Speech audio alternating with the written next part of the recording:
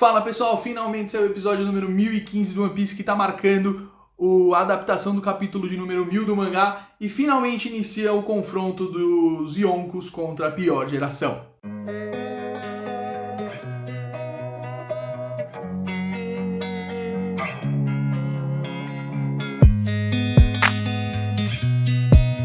Fala pessoal, César aqui e finalmente fomos apresentados ao final do flashback da Ace e do Yamato. Com o desenrolar da história, nós vemos os objetivos da Yamato, o que ela pretendia buscar e o porquê que ela pretende sair da ilha. Vemos também o porquê do Ace ter se relacionado tanto com ela e ter se tornado um amigo. Eles criaram um vínculo muito incrível durante a presença do Ace em Wano. E aí é legal ver nesse flashback o quanto que a Yamato vem crescendo.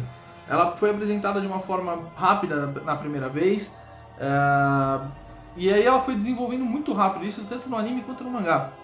E está se tornando um personagem de extrema importância para a obra, principalmente para motivar o Momonosuke, que vai ser um dos pilares aí de Wano nos próximos capítulos, nos próximos episódios, nos próximos capítulos do mangá.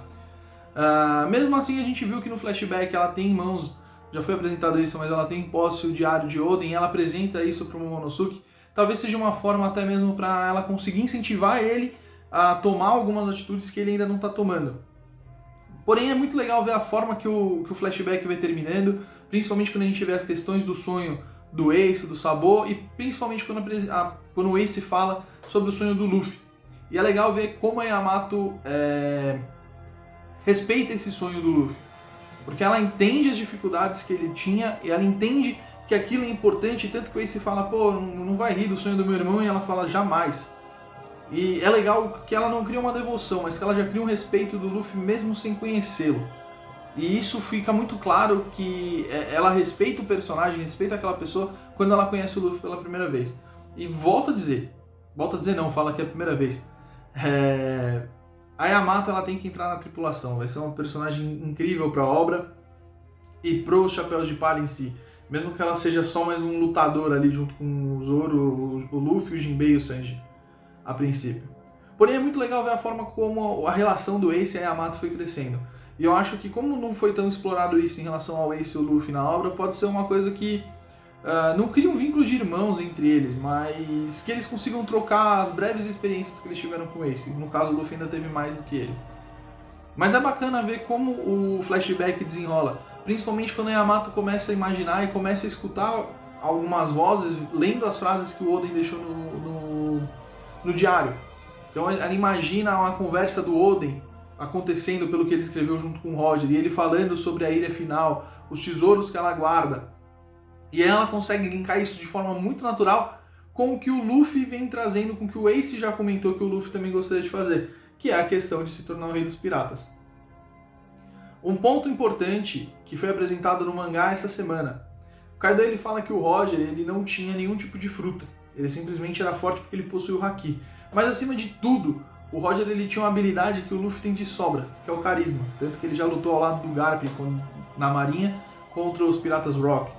Então a gente vê uma semelhança muito grande, principalmente nesse episódio, quando o Luffy entra em proporção ao Roger. E o sonho deles de se tornar o mais forte e o mais relevante pirata ali daquele universo. Então é muito legal a forma que o flashback se desenrola, principalmente para poder motivar o Momonosuke e ele entender também um pouco da presença do Luffy ali em Wano, o que aquilo representa, por que ele está buscando ajudar aquele país. E como todo flashback, todo término assim, de um relacionamento sempre tem uma promessa na despedida. E aí quando o Ace finalmente vai embora, depois que ele já conversou com a Yamato, que ele fala que eles vão voltar a se ver, e a Yamato também firma isso. É legal ver que a gente viu quem criou o Vivicard do Ace, que foi a Yamato, foi um presente de despedida para ele, para que ela conseguisse acompanhar ele dentro da jornada dele, mesmo estando longe. Então é muito legal ver que as promessas de One Piece, elas existem em todos os personagens, principalmente nas despedidas, como a gente já tinha visto anteriormente.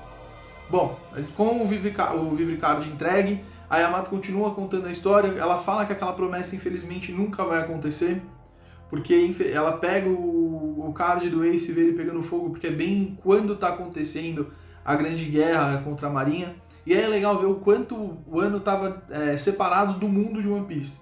Então as pessoas não sabiam o que estavam acontecendo, o Kaido tinha informações ali em tempo real, porque ele mandava em tudo, mas a própria Yamato só foi descobrir o que aconteceu com Ace depois, quando ela recebeu os jornais.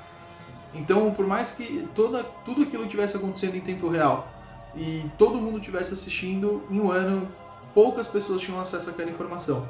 E aí a gente vê a Yamato tomando um novo fôlego para continuar o objetivo dela. Porque por mais que a promessa dela com Ace de se reverem nunca vá acontecer, ela lembra da questão do Luffy e das palavras que Oden deixou no diário, que é: daqui a 20 anos aparecerão jovens tão poderosos que conseguirão derrotar o Kaido.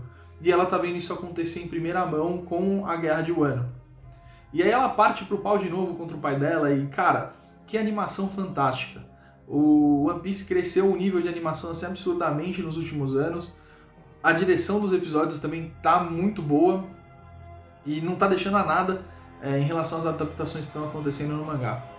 Bom, depois que tem toda essa questão do flashback, ela volta a conversar de novo com o Momonosuke. Ela entrega o diário do Oden para ele, porque não faz mais sentido ela ter aquele diário, sendo que a personificação do Oden, que seria o filho dele, tá ali na frente dela e ela tá feliz por isso, porque ela nunca teve a chance de conhecer o pai dele. Ela só conhece as histórias e ela é totalmente fissurada pelo Oden. E não só pelo Oden, mas também pelo Roger, pelo Barba Branca, por todos os personagens que influenciaram a história do Oden. Então, a gente tem o término do flashback, com ela conversando e entregando isso pro Momonosuke, e logo depois a gente é apresentado pro início do confronto contra os Yonkos. Então a gente vê o Kid e o Killer chegando rapidamente contra o Kaido e a Big Mom, eles extremamente extasiados para começar aquela batalha o mais rápido possível, o Killer com aquela questão sádica dele, gritando para ir para cima do Kaido.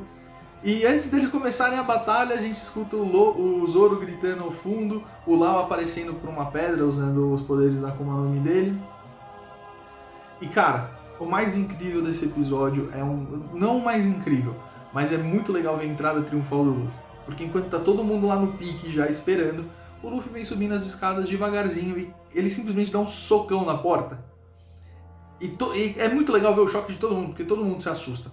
E aí que o anime começa a ficar interessante nesse episódio. Porque quando ele se aproxima e você vê toda aquela renca junto, os 3 capitões, junto com 2 imediatos, no caso o Zoro não é imediato do Luffy, porque já foi apresentado isso nas perguntas do Oda no lançamento do último volume. Mas quando a gente vê os 5 juntos, é incrível ver porque eles não estão nem um pouco assustados com os 2 adversários que eles têm, que é o Kaido e a Big Mom, que são 2 Yonkos. E aí antes da batalha começar, a gente vê que o Luffy ele percebe o que aconteceu atrás dos Yonkos. Foi o que aconteceu com os Bainhas Vermelhas. Então os samurais eles já haviam subido para tentar enfrentar o Kaido, não conseguiram e perderam de uma maneira brutal. Então o Luffy ele enxerga aquilo tudo e vai de encontro com o Kinemon, justamente para saber se ele ainda está vivo e tal. E aí que é uma das cenas mais marcantes do episódio, porque ao encontrar os Bainhas Vermelhas, o Luffy vê que eles estão em estado deplorável. E o Kinemon chora porque não é aquilo que ele queria morrer de forma honrosa, lutando ainda. E pelo menos ter causado alguma coisa contra o Kaido. E ele simplesmente não conseguiu. O poder dele era muito mais fraco, então ele acaba caindo na desgraça porque ele não conseguiu enfrentar e não conseguiu vingar o mestre dele. E aí ele faz uma coisa que talvez já devia estar até claro na cabeça do Luffy que ele ia estar fazendo durante a saga de Wano, que é carregar o peso e as responsabilidades deles nas costas.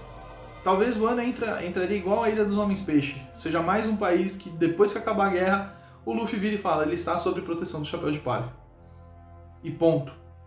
Então vocês podem ser livres e sempre que vocês precisarem eu vou estar aqui para ajudar e defender vocês.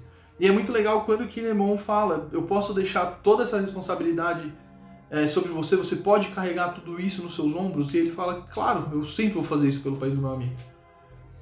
E eu acho muito bacana a sinergia que o Luffy tem com o Lau.